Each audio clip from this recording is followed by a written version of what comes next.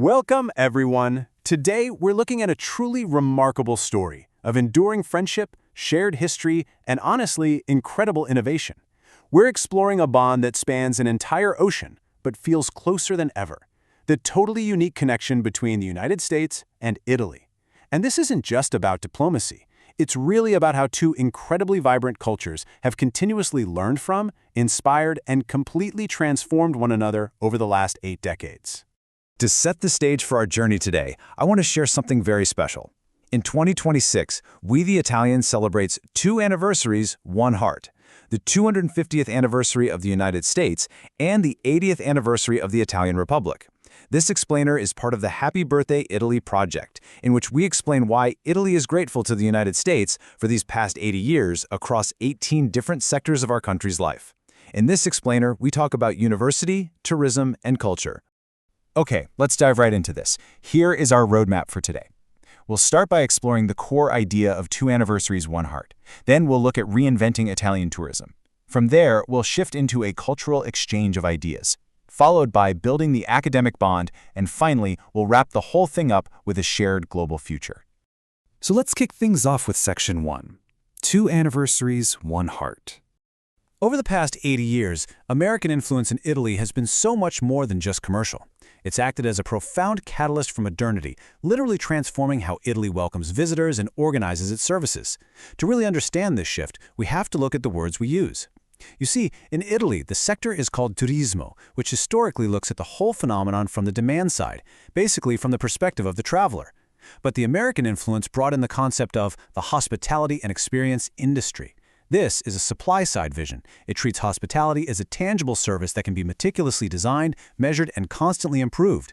This American vision absolutely revolutionized Italy, helping the country combine its extraordinary ancient cultural offerings with highly professional, self-aware hospitality. Moving right along to Section 2, Reinventing Italian Tourism. This massive transformation actually began with the travelers themselves. After the Second World War, American tourists started arriving in Italy in huge numbers. They were deeply respectful of Italian history, but they also acted as these sort of innovation pollinators.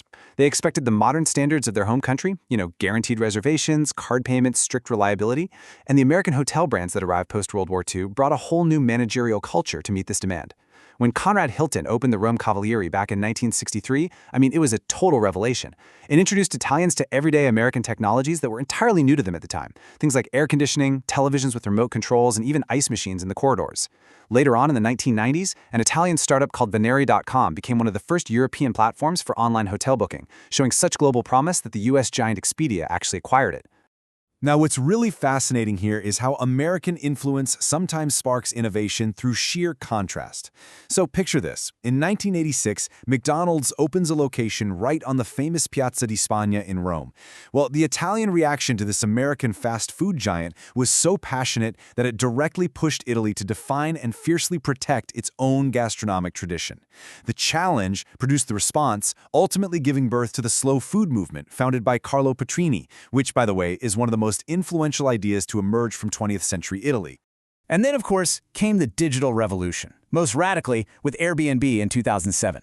The founders, Brian Chesky and Joe Gebbia, pitched this wild idea of strangers sleeping in other people's homes and, unsurprisingly, were rejected over a dozen times. Get this. To survive, they actually sold collectible cereal boxes. Yeah, Obama O's and Cap'n McCain's, raising $30,000 just to keep the lights on.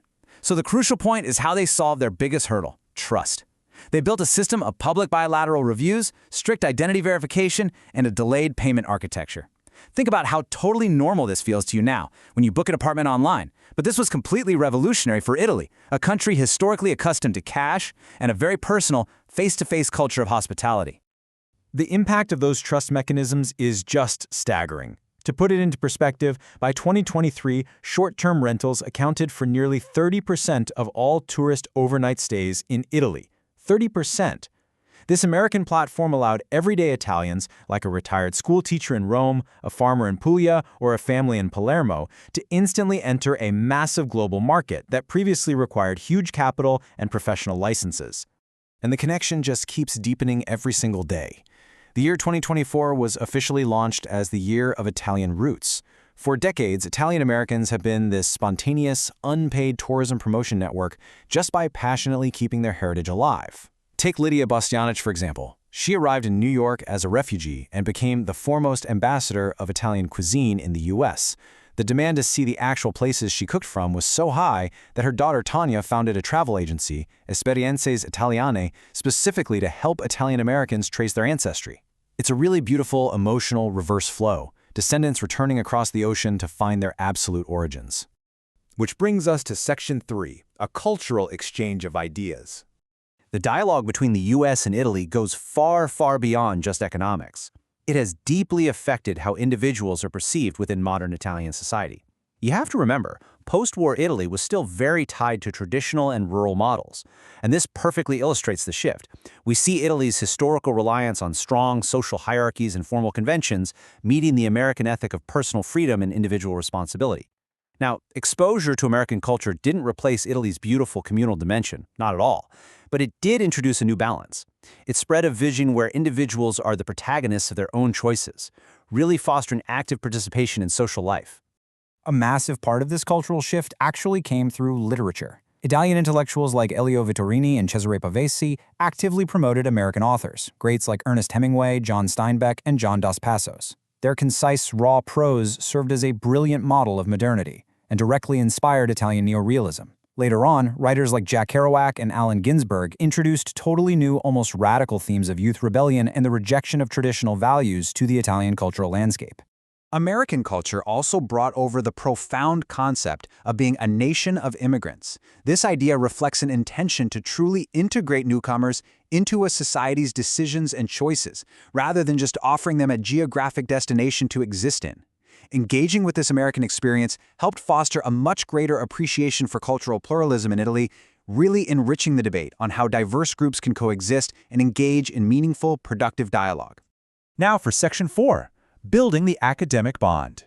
In the aftermath of World War II, Italy's universities had experienced years of isolation and desperately needed to reconnect with the global community. The United States stepped in as a vital partner, helping Italy evolve into a fully integrated participant in global research. The ultimate catalyst for this academic modernization was the year 1948, which marked the establishment of the Fulbright program in Italy. Over the decades, this one program has allowed thousands of Italian students and professors to immerse themselves in dynamic U.S. academic environments, while also bringing top American scholars to teach in Italy.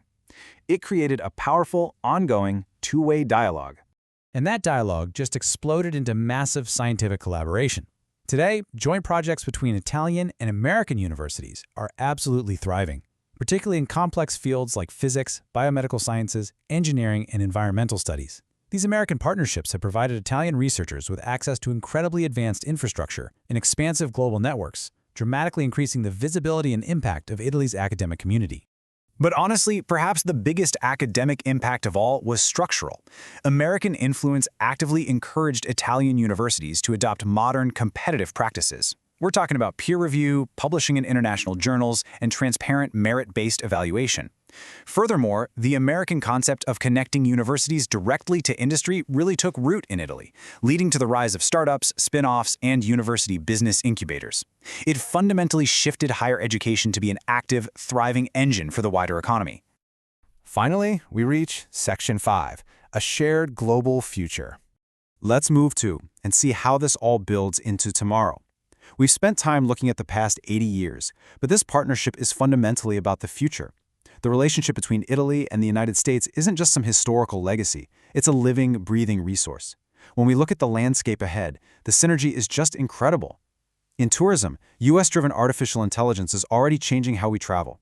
Travelers can plan Italian trips with AI assistance, while Italian operators are using predictive systems to anticipate demand and heavily reduce waste.